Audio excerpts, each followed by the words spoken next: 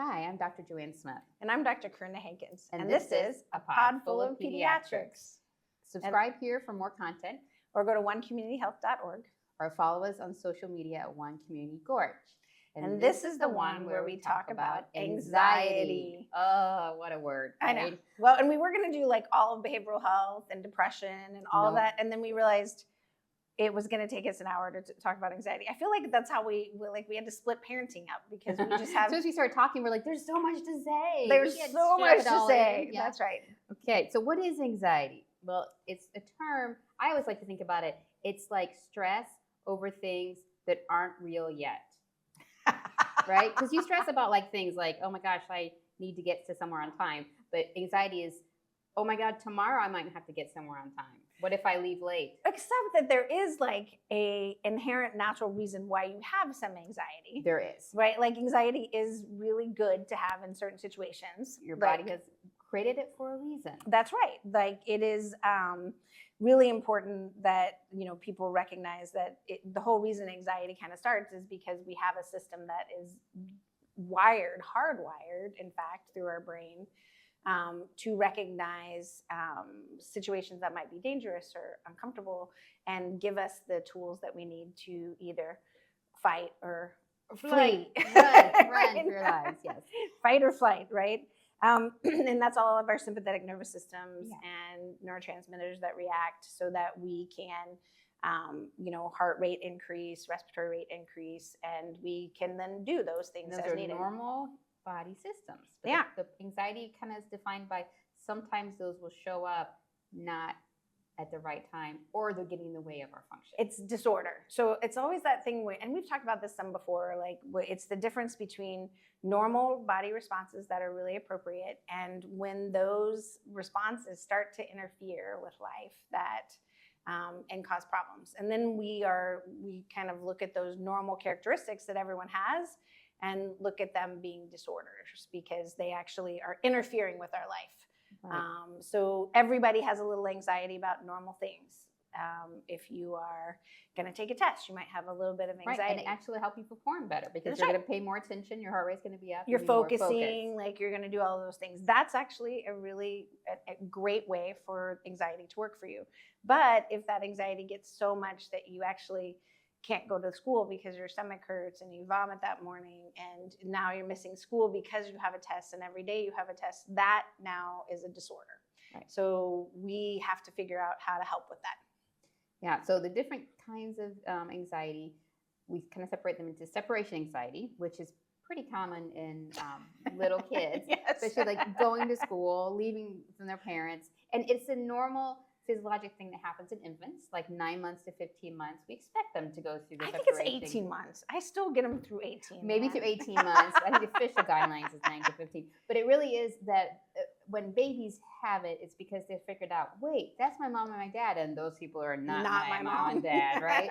But kind of what we're talking about is the separation anxiety that happens later when kids have already been separating okay, and then it starts to become a problem again. Right. Yeah. So there might be refusing to go to school, difficulty being alone, difficult going to sleep alone. Yeah.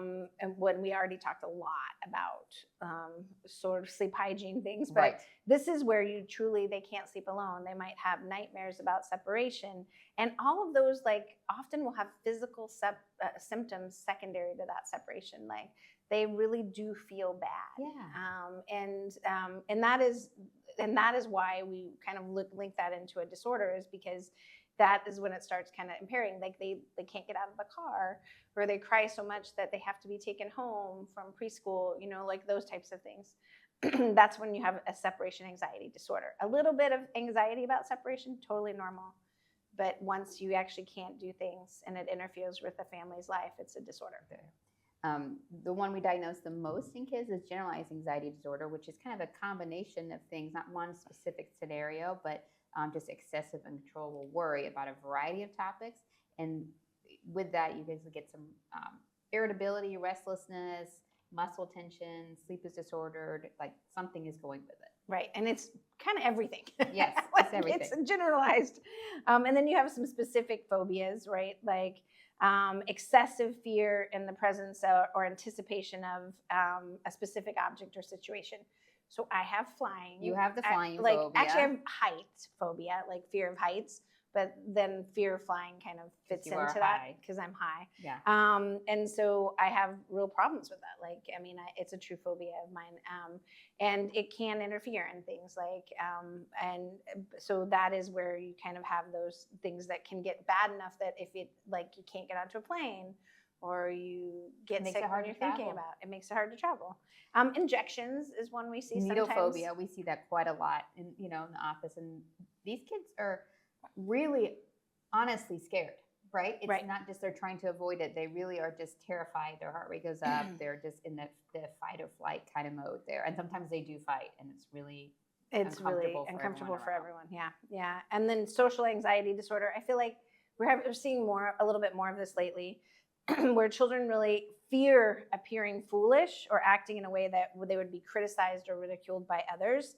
And it's a fear that really extends into both with peers and adults. And so all of a sudden they can't be out in social situations. Right. And that might be school, that might be like going to the store, certainly asking for something at the store. Right. Restaurants, yeah. Right. Any of those things. But even like, where your son, your child might say, well, I can't speak up in class because somebody might make fun of me, right? Like, so, and if that keeps you all of a sudden from going to school, that would be a social anxiety. And panic disorder can happen with a lot of the different, panic attacks can happen with a lot of different kinds of disorder, but it can be specific by itself where you just have recurrent unexplained panic attacks. And again, it's that fight or flight response that's happening. Your heart rate's going up, you're feeling dizzy, you're feeling lightheaded, your stomach is either hurting or, making you feel nauseous. And most of the time, it's not actually at the same time when you're stressed out. Right. It just shows up out of nowhere. And it can happen after. Like I had my first panic attack after getting off a flight, where I was stressed the whole flight, right? But then I got off the flight and I'm like, why am I sweating and my heart's racing and I can't breathe? And I'm like, oh my gosh, I'm having a panic attack, right? And luckily I know enough to like recognize that, but like that, it's not always right at the time. Right. Which makes it really hard, but it's really that sudden rush of this uncomfortable feeling or its sensations. And again, when it's happening enough that it keeps you from doing things because you're scared of it, that's where we come into a disorder. And then the last one we're talking about is post-traumatic stress disorder, which is something that has been around for a long time. Forever. Yeah. Like these call it shell shock after World War I. But now we have kind of categorized it more to be a part of the anxiety disorder. Right, and it's really after who are struggling for at least a month after experience or witnessing a traumatic event, and that can be anything from a car wreck to to something that actually happened to them trauma-wise, right? Like they are having a truly physical response to a event that happened, and that might be like ongoing fear, that real sense of helplessness. That's often what I see after those car accident ones, where it was such a scary event, and then all of a sudden they have that feeling of helplessness all the time, right? And it leads to like disorganized, agitated behavior, intrusive memories, and nightmares. Yeah, really sleep disturbance is a lot of sleep disturbance. And then a lot of, interestingly, what I always find fascinating with this one is that it affects even situations where you're not expecting it to. Like they might have trouble paying attention at school after an event like this. And you're like, why would school like be connected to a car accident? But like it's that whole post-traumatic stress, it's hard for them to focus and concentrate in the same way because their brain is busy dealing with these other symptoms and feelings. So to make the diagnosis, when patients come to us with symptoms that we're suspicious of anxiety, we want to make sure we're not missing anything medical first. Right. And that, there's a lot of different disorders, like diabetes, or some inflammatory thyroid disease, inflammatory bowel disease that will kind of have some crossover symptoms with increased heart rate and feeling dizzy and feeling uncomfortable at times. So we just want to make sure we're not missing a medical problem that would be adding to this. sensations. And there's also like other anxiety disorders that also can look like, other disorders that can look like anxiety, right. like depression, attention deficit disorder. Like, yes. again, because like a lot of your symptoms for anxiety are focus and concentration. Right. Sometimes that can present as right. attention deficit. Yeah, it's really hard to pay attention when you're stressed out about something else. Right, exactly. Adjustment presentations, so things that might happen at home and they're adjusting to a new lifestyle or moving, that type of stuff can show up again as anxiety. And then obsessive compulsive disorder is its own little thing that we used to include, I guess. And little, it's pretty big. It's a big one. It is a big one, sorry. Specific category. It's a whole specific category that actually has been taken out of an anxiety disorder and put into its own category. Which I didn't realize until we started doing this. Yes. And it's really just because the brain pathway is different than the anxiety. It's a different part of your brain that's affected. Yeah, and it's really, again, though, kind of a wiring that happens that is recurrent and very difficult. And it has recurring, uncontrollable, unwanted thoughts or impulses that produce intense anxiety and distress. So it is, anxiety is part of it, but they also get these rigid behavioral patterns that have to follow for them to mitigate that anxiety. And so that's really where the disorder comes in. So we talked a little bit about how anxiety starts, right. But it is our most primitive system, right? It is basic instinct. It is to keep us safe, right? And so there's all that part of it that is, it is normal. And I really do try to normalize this for children. Everybody has some level of anxiety. And that is okay. Right. It's just when it starts to really cause problems that we want to kind of really pay attention to it, right? Yeah. So the prevalence in kids is based on age, and it's kind of changed pre and post pandemic. But we even know from birth, like babies at the beginning have certain temperaments, right? I mean, there's babies who are really quiet at the beginning, babies who are really loud at the beginning.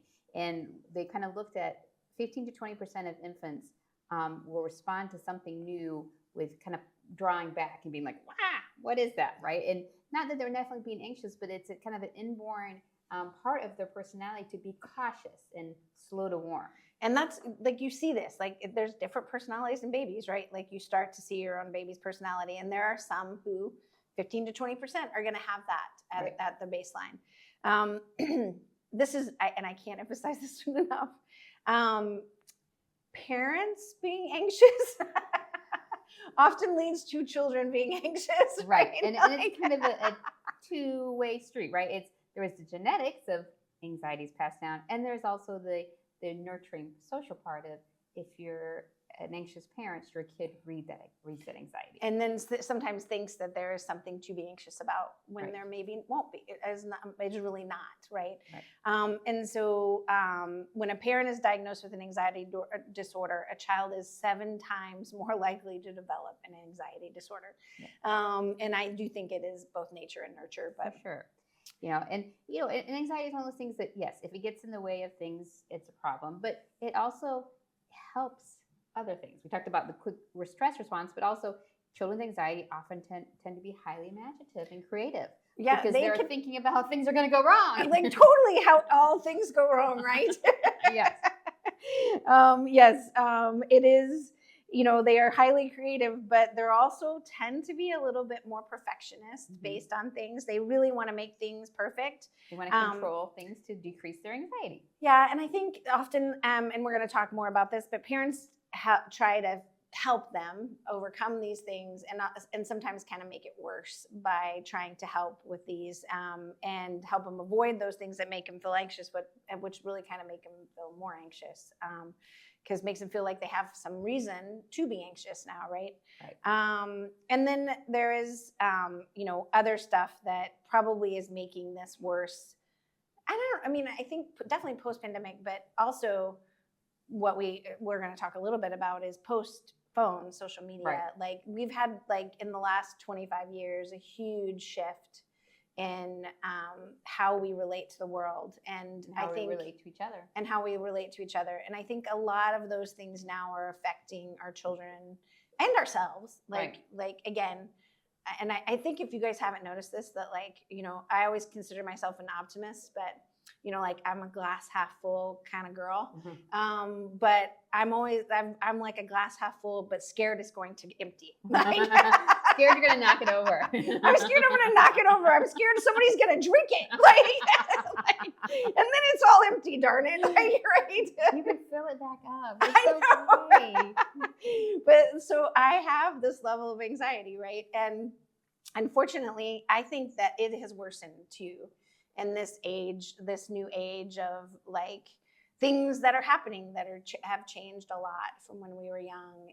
And that is both kind of in technology and in like life in general and how we view the world. And so I think while some of it is definitely pandemic made worse, we were already seeing that change and we're seeing more of it now. For sure.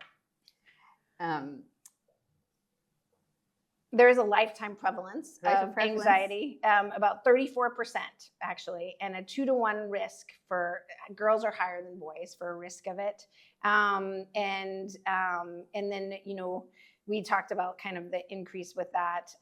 There is a prevalence high, like it does seem to increase by age. And the highest jump is actually 18 to 25 years, which is, I know, out of our range. But yes, but right on the edge. We're trying to get those kids prepared for when they start getting to that age, right? But it went up 139% from 2008 to 2020, or 2000. Yeah, 2020. So that was kind of before pandemic, right? Exactly. We were already seeing this huge jump in anxiety before the pandemic, and the pandemic only exacerbated that by like limiting social and other things. So yes. There already had been like teens were engaging less in adult activities, which is good to some point because some adult activities. I like the risky, non-risky ones. Like they weren't like, going teenage out. Pregnancy has gone down. Yes, that's good, right? But it's also sometimes not taking responsibility, not learning how to drive, not learning how to cook, not learning how to do adult activities because they're a little fearful or anxious about that kind of step into the next part of their lives, right? And they decrease time spent with friends, and that actually is probably the biggest thing. That is being a big change, right? It is, and we can feel it because we've been friends for a long time, right? That we would spend every minute together. I mean, in high school, pretty much. If you could, we would, right? And now I see teenagers today that just don't. They don't choose to do that. Yeah, and so I do think it is a change in that. The other, I think, big one is sleep. Right. Teens who get less than 7 hours of sleep tend to be more anxious. That has been increasing, like the kids who get less sleep, again, for all sorts of reasons. But a big one is the phone. It is social media devices. And devices. And interestingly, I just read another article today that it seems to be social media more than other things like watching TV or even gaming to some extent, because a lot of people game like in connection to others now. Yes, right, exactly. It is a social connection, right? But social media has a specific type of connection where you're posting or reading or doing something else, and that seems to be a particularly difficult one for worsening development of anxiety and depression. And there's lots of data on that now that are coming out. And it does seem to be a little bit linear in the sense that you can up to an hour and a half, pretty good. Fine. Hour and a half a day, not great, but it's not getting worse. Yeah. Whereas then we go over an hour and a half or 2 hours, and you have this line that directly correlates with depression and anxiety and suicidal ideation and those types of things. And so really disconnecting from social media, phones is so important in all of these age groups, especially the younger you are. But. Right, and kind of we talked before, this is a lot to do with impressionable brains. These brains are not fully formed yet, right?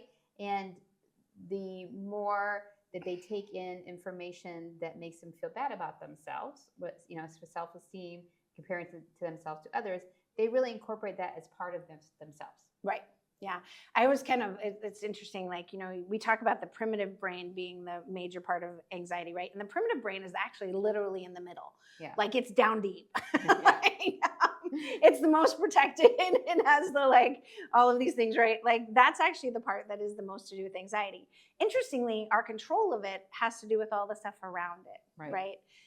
So all of that kind of forebrain and all the other connections actually control that kind of midbrain part, and they don't even develop all of that. No, they don't have all that protection. Right. Around. Like it doesn't even like you literally don't have it all until age 25. Right. Like that's like when you finally have all of your frontal lobe connections, right? And so all during this time when they're the most vulnerable, they are literally making connections, so many connections every day. And if we're hardwiring the wrong connections, then it actually makes it much harder for them to get better as they get older. To move through it. Yeah. So the good news is, though, we have treatment options. We actually can treat and help with anxiety, and it can get better. So this is kind of why I like anxiety, like more than my. You like it? Well, maybe because you personally can. Because I personally have it. But I kind of like it in the sense that it does. I do feel like it's something I can offer to help with. Like a lot of times. Treating depression and treating some other mental health disorders is actually really difficult. And a lot of the medications we have, a lot of the, even sometimes the counseling we have, just not as effective, right? Anxiety, we can help. Right. Like we can make it better. And we see that in studies and we see it anecdotally. Like we really see people get a handle on it. And it's not a quick process, right? No. This is we talked about an integral part of their personality sometimes. From babyhood. And you have usually parents that are also anxious too. And so this is not something like a strep throat where you're like, take your antibiotics, you're better, right? This is something to work on that you will continue to work on. And it's more like physical therapy. You're like, I'm going to work on this joint and I'm going to have to keep on doing my exercises. But the other thing that's cool about it, right, is that if you learn these things when you're younger, you can apply them your whole life, right? And techniques will get to the primitive brain. Exactly. Like, get to the primitive brain. You can do this. Like, and I wish that, we talk a lot about in the past, but nobody talked about this when we were young. We weren't allowed to talk about anxiety. Like I tell this story all the time, but I was so anxious. I loved playing soccer and that was my kind of big thing. But I was so anxious that I would throw up before every single soccer game. Like that was it. I was so sick. Like I would make myself sick before soccer games just from anxiety. It wasn't even that scary, right? Like it didn't matter. We're going to beat that team. But nobody talked to me about that. No. I didn't know that was anxiety. I didn't know that was what was happening, right? I was like, oh, I feel better. Right? Let's go. Let's go now. Come on. I'm ready to play. Yeah. Drank a lot of water, got out on the field, right? But I didn't realize because we really didn't have that to talk about in the 80s and 90s. Yeah. And so now we say we want our patients to talk about it. We want the families to talk about it so that things are just not buried down deep, but they're actually being dealt with. So cognitive behavioral therapy is the most effective treatment for anxiety. And it sounds like a big, scary thing. It's actually not. It's really just rationalizing the anxieties you have and preparing a rational response for them. Right. And it really is preparing that response, right? So it focuses on how really our concrete behaviors can either reinforce those anxieties or actually help extinguish them and make them not as problematic as they were before. Right. And that is actually, we can do that. Right. Like by practice and by giving our brain other things to think about, we can control not only our brain's responses, but also our body's responses to anxiety. Yeah. And this is like everything else in life. It just takes practice. You got to practice the patterns in order to modify your thinking. Because they're not going to be your first choice at the beginning because your brain just keeps going back to the things it was doing. And you're like, I have to study like it's a test. I have to get these things, my brain to think this way instead of the way it wants to initially do. Right. And it's designed to modify dysfunctional or irrational thinking that basically exacerbates that negative emotional state. And there's some stuff that you can do at home that we're going to talk about as parents. There's, some things that that a lot of early books talk about when you get the worry books and those types of things for early anxiety, is, you know, you nickname worries. Like you give them like the funny, like kind of nickname. And you we're draw talking about out like your monster. You know, we're talking about like 4 to 6-year-old kids here. Right. This is when if you see your 4 to 6-year-old just gets really fearful in situations that don't seem appropriately fearful. Yeah, like everyone's gonna be scared of a haunted house, right? But they're getting scared of going to the soccer game. Right. Like this is when you start working on these skills to say it's okay to be scared, but let's talk about how you cannot be scared. Right. Well, and you have to externalize that worry somewhat. It's not like, hey, this is something that your brain's kind of doing. It's not really scary. Right. Right. Like this is your brain and body kind of responding to something that's not there. So let's nickname this. Let's like give the worry an externalized name so we can kick the worry monster out. Soccer ball. So you got a good theme there. That was great. Soccer ball monster. Let's get rid of him. Right. Yes. And then you really try to reward changes. Again, I am kind of a big bribery reward person, but not surprisingly, after you've heard this many talks, right? But rewarding those changes, like, so when they are successful at kind of doing that stuff, again, we want them to participate. We want them to go. We don't want them to avoid these situations that make them anxious. And so reward them when they are able to do that. And I would do a little plug here for, and not for little kids, but once your kids kind of get to like prepubescent and pubescent, is taking the little quizzes online that are the love languages, because rewards are not equal to all people. That is really true. Right? Yes. I mean, all little kids tend to like physical, tangible rewards. But as you get older, your rewards might be just praise, like just verbal praise, or, you know, time spent together. There's just different ways that people feel rewards, and you want to find the one that's going to be the most connected for your child. Right. And I agree, like that is so important, that how we express love and is sometimes if you're trying to express it in your way, but that is not the way that your child sees it, then it might not be as helpful as you think it is being, right?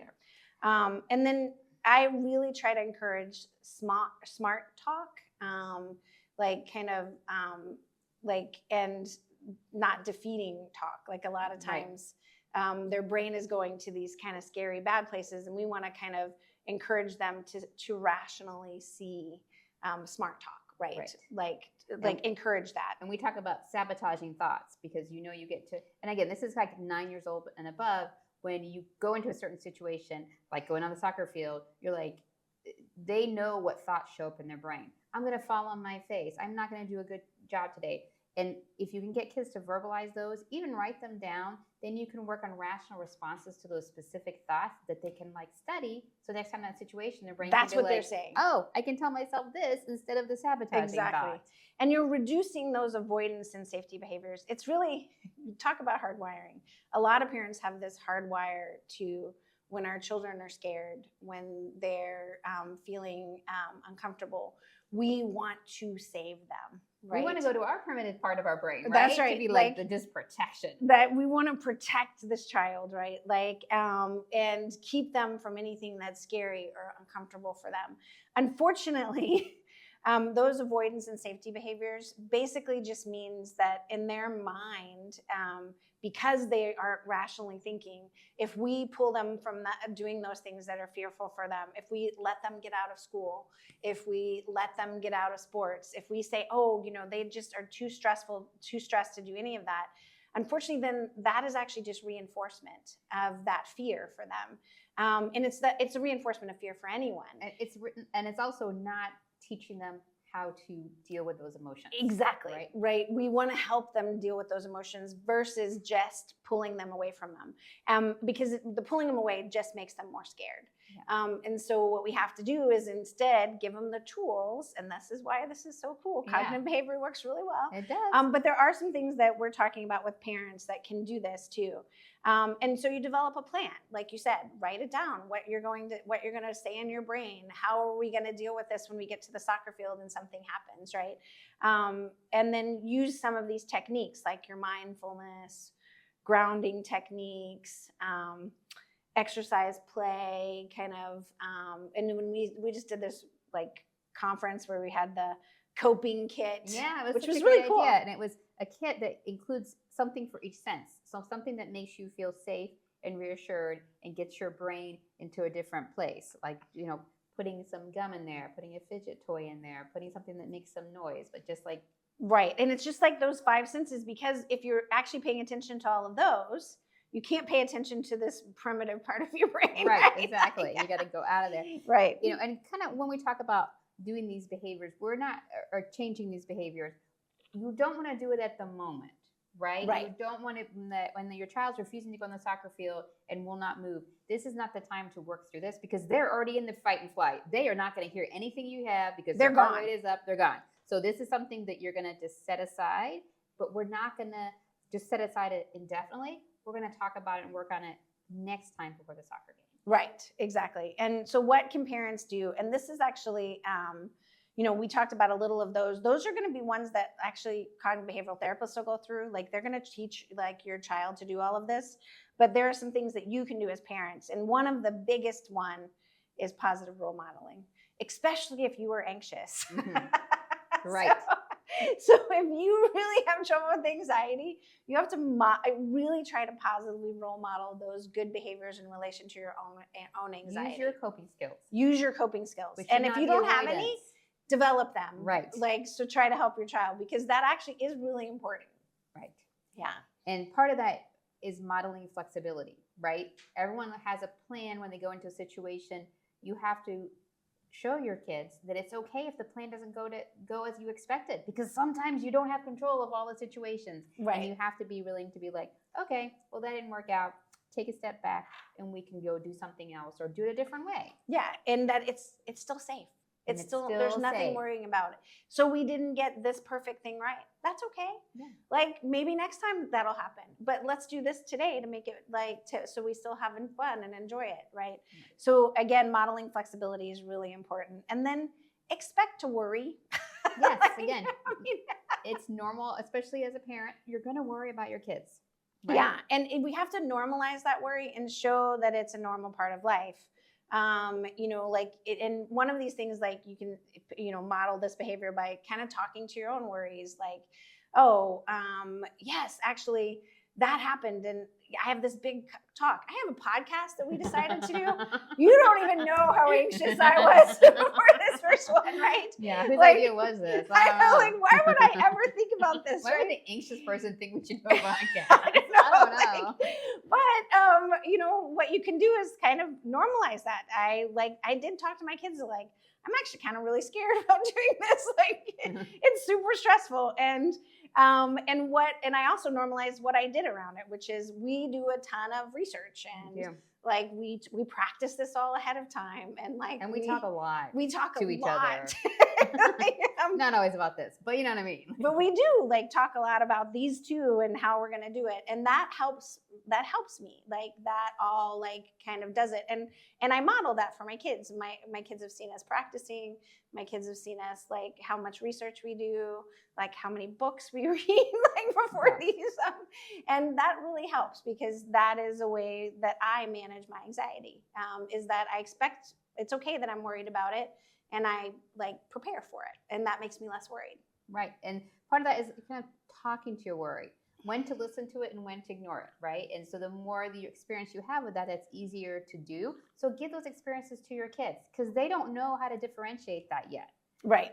And sometimes, especially if you've given it a nickname, you can say, you can boss that worry around. This works especially well for little kids, I think, more than older kids. But if it's the worry monster of some kind, right? Then you're like, ooh, just knock that worry, kick that worry monster off of there. I always want to kick I want everything. You to go away. Kick him out of the way, make him go away, right?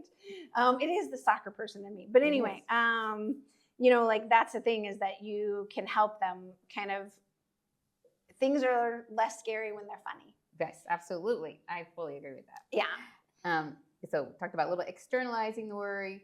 You can talk about it, what it is, but it doesn't mean you have to obey it and follow what it's saying about things. And then when you are unsure of those things, really model courage about it. So it is okay to be unsure and uncomfortable on process.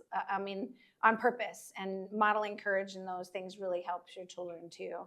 And your kids think you're brave. I mean, until they're teenagers, and then they don't think that. But when they're little, they really do think you're brave. So use that to your advantage. Be the superhero that maybe you don't think you are, but to your kids you are. Yeah, right? exactly. And then we, like I said, we can retrain our brain to talk down that primitive part of our brain. So the alarm system's going off, but hey, I know why it's going off, and I can fix it. I'm not going to flip my lid. I'm going to control that base part of myself, and so I can learn how to do it. And if kids see you doing that, they can do it, right? Like if kids see you like kind of blowing up every time you get anxious, it's hard for them not to do the same thing, right? So take those calming breaths, learn how to like work towards that goal, and practice. Right.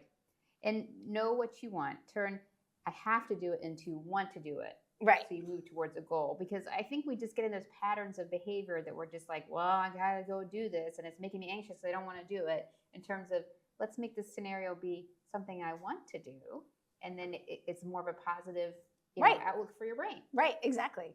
Absolutely. This podcast. Yeah, and then that's right. And it has been fun. It has been fun.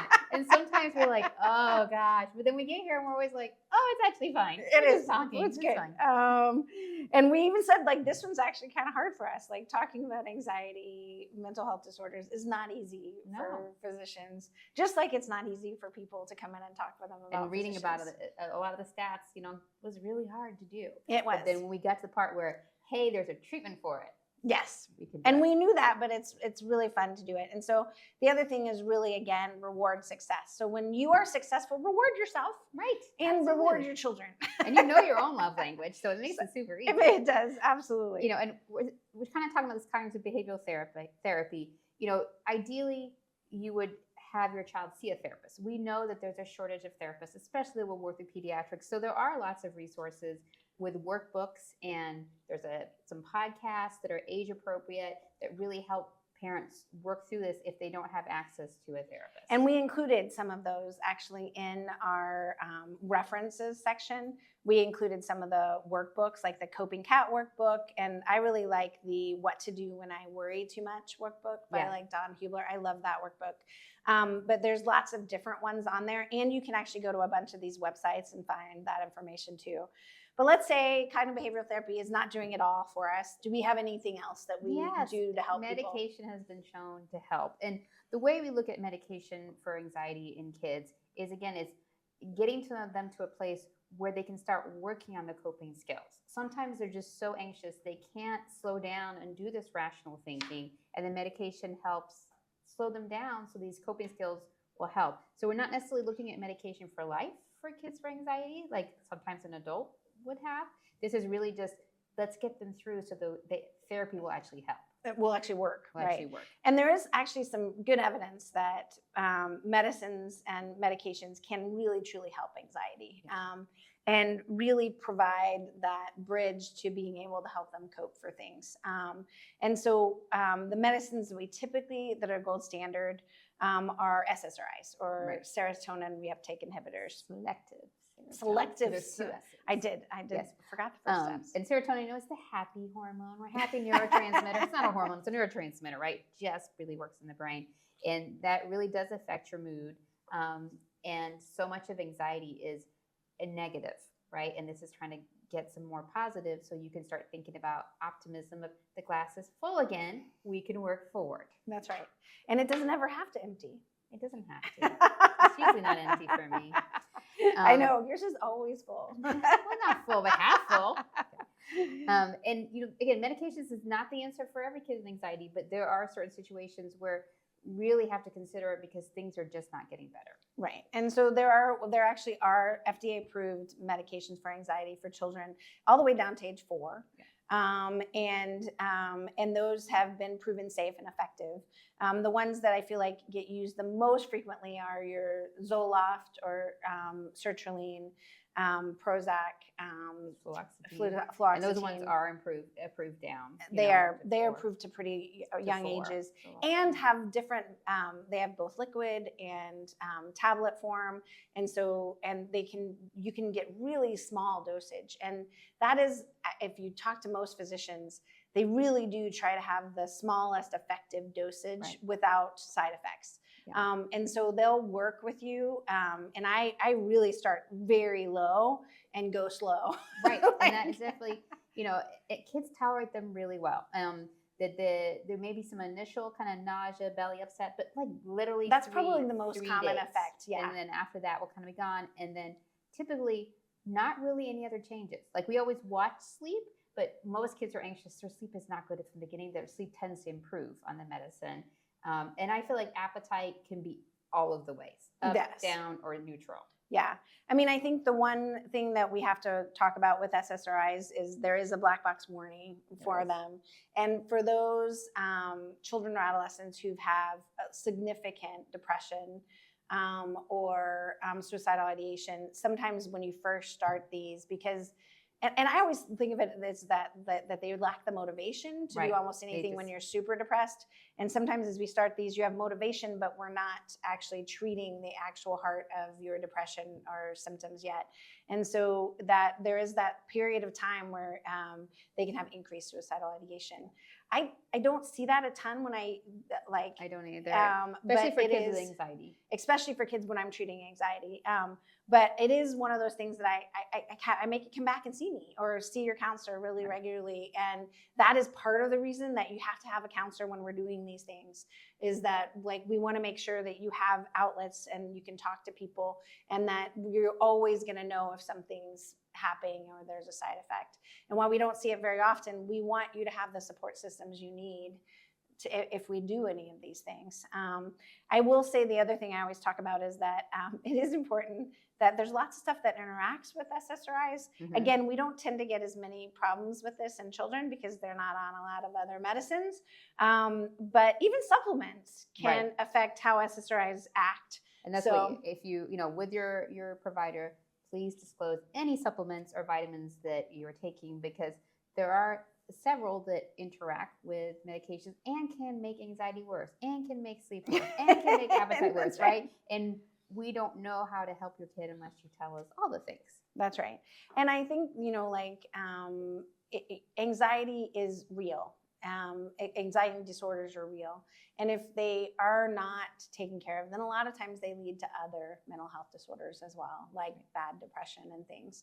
And so recognizing that you can help and really change a child's life by intervening with really good practice techniques and that type of thing, and maybe medication if needed, can be a real game changer for your child. And kind of what I remind parents, this is just like you help them with their math, right? You help them with their reading, help them with their emotions too. Right. They're all in there, right? And if you work through them at a young age and it's just an ongoing conversation, then it's never weird to talk about it. That's right. There's really not a reason. And this is, it's an important thing, and really helping us help your child to stay safe, happy, and healthy. All right. I'm Dr. Joanne Smith. And I'm Dr. Corinna Hankins. And this is A Pod Full of Pediatrics.